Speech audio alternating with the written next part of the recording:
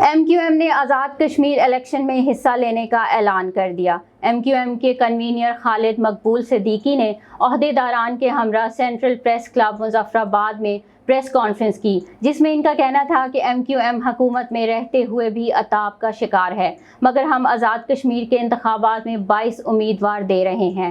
آزاد کشمیر کے عام انتخابات میں پوری قوت سے حصہ لیں گے۔ اسمبلی میں پہنچنے کے بعد لوگ مڈل کلاس سے نہیں رہتے، جو باعث افسوس ہے۔ MQM کی سیاست کمزور انسانوں کے تحفظ کے لیے ہے۔ حادثہ ہے تو اس کو پرورش ہو رہی ہوگی کافی عرصے سے، یہاں پہ ہمارا بات کرنا۔ دوسری بات، آپ نے بڑی اہم بات کی ہے، ایک فلاسفیکل بات شروع کی ہے، جہاں پہ میں اس کو مکمل نہیں کر پاؤں گا۔ ہمارا اپنا اچھا وقت دیکھنے کا نظریہ دوسرا ہے۔ جس دور میں MQM میں لالچ کم ہو، قربانی کا جذبہ زیادہ ہو، وہ دور ہم پہ اچھا ہو۔